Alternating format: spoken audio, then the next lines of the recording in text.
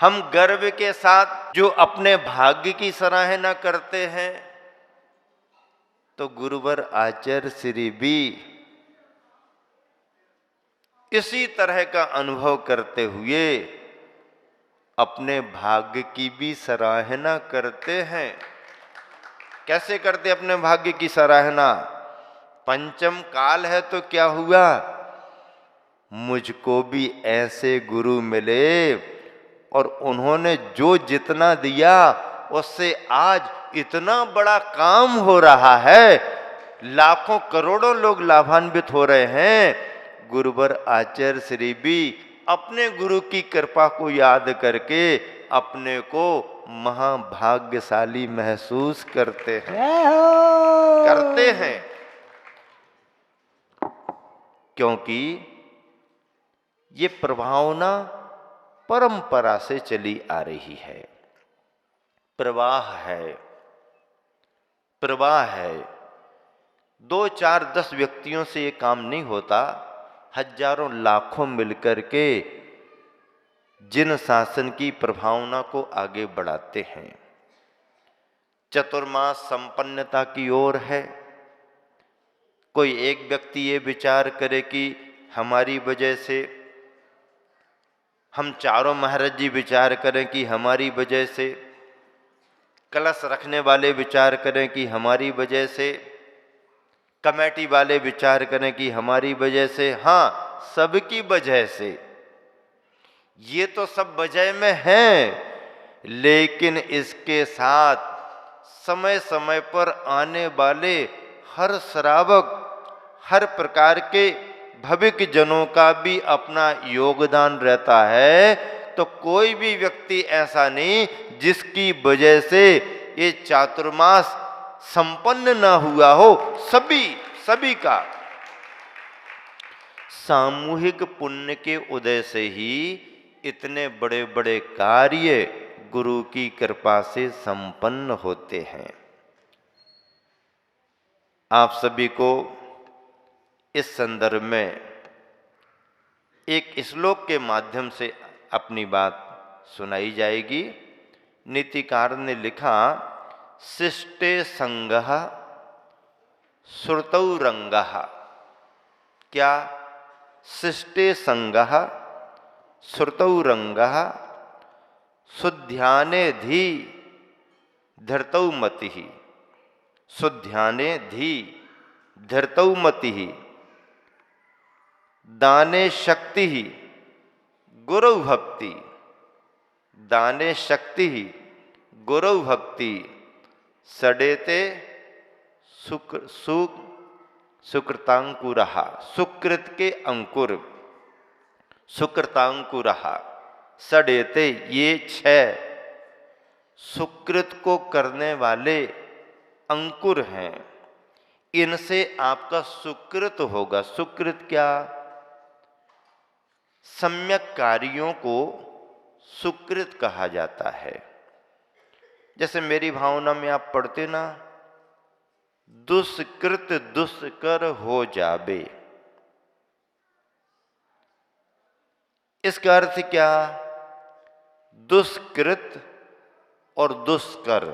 दुष्कर यानी कठिन, असाध्य, असंभव। क्या? दुष्कृत। दुष्कृत अकृत, अयोग्य कार्य, अमर्यादा का कार्य। अमर्यादा का कार्य दुष्कृत माना जाता है। अयोग्य कार्य दुष्कृत माना जाता है। सुकृत और दुष्कृत सम्यक कार्यों को, अच्छे कार्यों को सुकृत कहा जाता है और अमर्यादित कार्यों को, पाप के कार्यों को दुष्कृत कहा जाता है। मेरी भावना में क्या भावना भाई गई कि ऐसे दुष्कृत मेरे से करना बहुत कठिन हो जाए, असंभव हो जाए, मैं कर ही ना पाऊं। नीतिकार ने 6 बिंदु सुनिश्चित किए। एक गृहस्थ को सदगृहस्थ बनाने के लिए और सदगृहस्थ को विशिष्ट गृहस्थ बनाने के लिए और विशिष्ट गृहस्थ को एक सुयोग्य श्रावक बनाने के लिए। काजल की कोठरी में जाओ तो फिर कहीं ना कहीं काजल लगेगा ही लगेगा। आपने अपने हाथ में कोयला ले रखा है तो हाथ में कालापन आएगा ही आएगा। और अगर आप मंदिर में आकर के चंदन घिस रहे हो, क्या घिस रहे हो? अरे भाई पूजा होना है, सामग्री तैयार करो, सभी लोग आएंगे, चंदन लगाएंगे, जरा अपन ही मेहनत करके घिस करके रख दो। और अगर आपने सद्भावना से भर करके चंदन घिस करके रखा तो क्या होगा? यही संगति और सानिध्य का फर्क है। कोई डर नहीं, कोई डर नहीं। कितनी सहजता से, उम्र में उम्र नहीं, लेकिन एक छोटी सी बालिका कितनी सहजता से, सिखाए पढ़ाई भी यदि कोई माँ भेजती तो शायद संकोच कर जाती, लेकिन उसका अपना पुण्य और ये वातावरण का संस्कार। भाग्यवान ही ये नई पीढ़ी। क्यों भाग्यवान है? कि बच्चे की आंखें खुल रही हैं तो भी महाराज माता जी दिख रहे हैं। तरस गए वृद्ध लोग तुम्हारी पीढ़ियों में। तुम्हारे बाप दादाओं को 70-80 बरस होने के बाद भी चलते फिरते मुनि शायद मिले हो ना मिले हो, शायद मिले हो ना मिले हो। तरसते रहे लोग और नहीं मिले। बड़े बड़े विद्वान तरसते रहे, भजनों में लिख गए, बे गुरु कब मिल हैं उपकारी, लिख गए। जिंदगी भर स्वाध्याय किया, संयम का पालन किया, लेकिन जिनवाणी पढ़ पढ़ करके तरसते रहे। गुरुओं का स्वरूप यह है, कोई दिखाई नहीं देते, मिलते नहीं, क्या करें, खोटा काल है, राजनीतिक परिस्थितियां हैं, नहीं मिले गुरु। दिगंबर मुद्रा में चलते फिरते महाराज नहीं मिले, और रोते रोते, भावना भाते भाते सामान्य जन और विद्वान चले गए, नहीं मिल पाए। पर आज क्या स्थिति है? अभी बच्चा 45 दिन का नहीं हुआ, पहली बार मंदिर ले जा रहे और कोई महाराज माता जी मिल रहे नमोकार सुनाने के लिए। 45वें दिन के पहले ही को आते जाते दरवाजे पर को 10-15 दिन में आंखें खुली और दिख गए महाराज। ये भाग्य है। आंखें खुलते ही महाराज माता जी पिछीधारी दिख रहे, और जीवन पूरा बीतने के बाद मरणासन्न अवस्था में जब आंख बंद होने को है तब भी कोई महाराज माता जी मिल रहे हैं। अपने नगर में मिले, अपने नगर में नहीं है तो 25-50 किलोमीटर कहीं भी चले जाओ।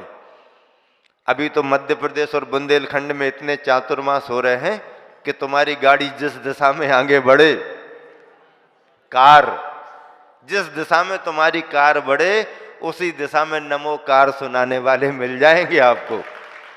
जिस दिशा में तुम्हारी कार बढ़े उसी दिशा में पिछीधारी नमो कार सुनाने वाले आपको मिल जाएंगे। ये भाग्य है, हमारा तुम्हारा भाग्य है। आज की नई जनरेशन जो तैयार हो रही, देख देख करके, अभी ज्ञान नहीं है उसको, स्वाध्याय नहीं किया, लेकिन देख देख करके, सुन सुन करके जो संस्कार मिल रहे हैं, ये जीता जागता जीवंत संस्कार है। शिष्टे संगः, सज्जन का संग हो। कोयला हाथ में आएगा कालापन लगेगा, और चंदन किसी को घिसना तैयार किया तो आपके हाथ सुगंधित होंगे ही होंगे, कोई रोक नहीं सकता। किसी के माथे पर तिलक लगाने का भाव तो करो, अतिथि देवो भव, जरा सम्मान तो करो। किसी के माथे पर तिलक लगाओ, उसके माथे पर तिलक बाद में लगेगा, तुम्हारी अंगुलियों में तिलक पहले लग जाएगा। सज्जन का संग हो, सदाचारी व्यक्ति मिले, कुलाचार का पालन करने वाला व्यक्ति मिले, श्रावकाचार का पालन करने वाला व्यक्ति मिले, तो संगति करने वाले को प्रेरणा मिलती ही मिलती है, फर्क पड़ता ही पड़ता है। थोड़ा भी भाग उसका जोर मार दे तो उसको संस्कार मिल ही जाता है। शिष्टे संगः, सज्जन का संग हो। एक उदाहरण मुझे याद आया। भारत के प्रमुख दार्शनिकों में, ज्ञानवानों में डॉक्टर राजेंद्र प्रसाद जी का भी नाम आता है और इस देश के वो राष्ट्रपति भी बने। लेकिन जिस समय वो राष्ट्रपति नहीं थे, किसी एक समय, अब देखो, सादा पहनाव था और इस पर विश्वास उनका था, सादा जीवन उच्च विचार, विचार अच्छे रखो और पहनाव में क्या, अब पहनाव अप टू डेट हो जाए और विचारों में दरिद्रता आए, थिंकिंग लिविंग हो जाए और simple living and high thinking living simple हो जाए, अच्छी बात है, थिंकिंग अपनी अच्छी होना चाहिए। लेकिन विदेशी कल्चर क्या कहता है, सोच कैसा भी रखो लेकिन नहीं। भारतीय संस्कृति और भारतीय परिधान हमेशा ये संदेश देता है कि अपना जीवन वेशभूषा सादा सिंपल रखो, लेकिन विचार अपने उत्कृष्ट कोटि के रखो, हित की भावना के रखो, समाज के हित की भावना, घर परिवार से लेकर राष्ट्र हित की भी भावना रखो। राजेंद्र प्रसाद जी इन भावों से ओतप्रोत थे। ट्रेन में सफर कर रहे थे वो, एक बार बस ट्रेन चल रही, अपना कोई भी उन्होंने अपनी पुस्तक निकाली और पढ़ना शुरू कर दिया। थोड़ा साफा सा बांधे थे, कुर्ता वगैरह पहने, धोती, तो कुछ समझ में नहीं आया। उसी ट्रेन में एक अंग्रेज भी सफ़र कर रहा था, वो बिल्कुल सीट के बाजू में बैठा था। उसने देखा भारतीयों के प्रति मानसिकता अच्छी नहीं रखते थे और एक तरह से ये लोग शिक्षित नहीं है ऐसा मान करके चलते थे, और उन्होंने शिक्षा के जो आयाम सुनिश्चित कर दिए वो शिक्षा के आयाम नहीं है, भारतीयों को मूर्खता बनाने के आयाम थे, मूर्ख बनाने के आयाम थे। तुम ये डिग्री ले लोगे, ये डिग्री ले लोगे, ऐसा करो वैसा करो, ये पहनाव करो पहनाव करो, ये सब हमारे को बैकवर्ड साबित करने के तरीके थे। लेकिन कहीं कहीं पर ऐसे अंग्रेजों को भी बहुत चोट खानी पड़ी है, बहुत मात खानी पड़ी है। यहाँ भी प्रबुद्ध नागरिक रहे, विचारक रहे, जागरूक रहे, देश प्रेमी रहे और उन्होंने भी अपना महत्व समय समय पर दर्शाया। आज आचार्य श्री जिस प्रेरणा को सभी को देते हैं कि अंग्रेजी अंग्रेजी अंग्रेजी अंग्रेजी, अंग्रेजी का भूत ज़्यादा सवार नहीं होना चाहिए, और ये ऐसा अपने मन में ये सोच नहीं आना चाहिए कि अंग्रेजी में ही पढ़ा लिखा आदमी बड़ा शिक्षित माना जाता है, बड़ा माना जाता है। नहीं, ये सब गुलामी का संस्कार है आपका, जो आपके दिमाग में डाल गए वही आज तक घूम रहा है। लेकिन शिक्षा और संस्कार तो किसी भी भाषा में लिया जा सकता है। समूची दुनिया में ढेर सारे देश ऐसे हैं जिसमें अंग्रेजी को उतना महत्व नहीं दिया जाता, अपने ही देश की भाषा में सब कुछ होता है। कुछ देश ही हैं जो अंग्रेजी के पीछे पड़े हुए हैं और भारत भी पीछे पड़ा हुआ है। लेकिन अब जागृति आ रही है। आचार्य श्री ने जो प्रेरणा दी और जो मंत्र समय समय पर फूंके, राजनैतिक लोगों के कानों में, गुरुवर के पास जो भी आए राष्ट्रीय स्तर के, केंद्र स्तर के, उन्हें आचार्य ने हमेशा संदेशा दिया। आरएसएस वालों को भी संदेशा दिया, भैया क्या कर रहे हो, तुम लोग भी नहीं कर पाओगे तो कौन करेगा। और जो आचार्य ने प्रेरणा दी उसका परिणाम धीरे धीरे अब निकलने लगा है और साकार होने लगा है। अभी केंद्र ने ये कर दिया है कि मेडिकल की लाइन में पढ़ाई के लिए अंग्रेजी की अब जरूरत नहीं है, हिंदी में पढ़ाई होगी। शुरुआत हो गई है और बड़े स्तर पर स्टेट सरकारें भी इसको करने लगी हैं। और ये सबसे अच्छा शुभ संकेत है राष्ट्र गौरव के लिए, राष्ट्रभाषा के लिए, और ये गुलामी जो अंग्रेजी की हमारे दिमाग में भरी हुई, इससे उभरने के लिए, निकलने के लिए। बहुत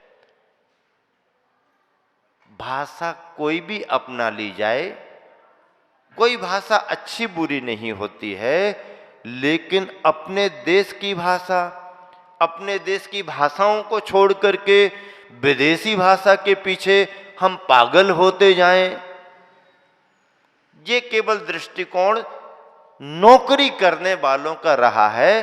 और नौकरी को ही इन्होंने जीवन का सबसे बड़ा, जैसे उन्होंने, ये एक वातावरण का प्रभाव है। नजर में यदि हमारी ये बात आने लगे तो विचार बदलने में भी देरी नहीं और वातावरण बदलने में देरी नहीं। अंग्रेज ने देखा, उसने सोचा ये कोई भारतीय है, ऐसे ही है। और अंग्रेज ने पहले तो इंग्लिश में कुछ अपने तरीके से गलत शब्दों का यूज किया, तो भी सुनने के बाद कोई जवाब नहीं दिया। फिर उसने सिगरेट निकाली और पीने लगा और धुआं उस तरफ छोड़ने लगा। एक खत्म हो गई, कोई बात नहीं, दूसरी निकाल ली। अब शांत प्रकृति, कुछ मत बोलो, देखो क्या होता। जब वो माना ही नहीं और बार बार धुआं उड़ा रहा, तो राजेंद्र प्रसाद जी से रहा नहीं गया और उन्होंने उसको उसकी भाषा में समझाने के लिए इंग्लिश में ही बोलना शुरू कर दिया। तब उसके चेहरे पर हवाइयाँ आ गई, अरे मैंने तो इंग्लिश में क्या क्या कह दिया, और इसने कोई प्रतिक्रिया नहीं की। मैं जैसे यूं ही निपट गंवार समझ रहा था, ये तो जरा पढ़ा लिखा दिख रहा है, समझ में तो नहीं आता, लेकिन इसने मेरी बात सारी पकड़ ली होगी। कुछ नहीं कहा उन्होंने,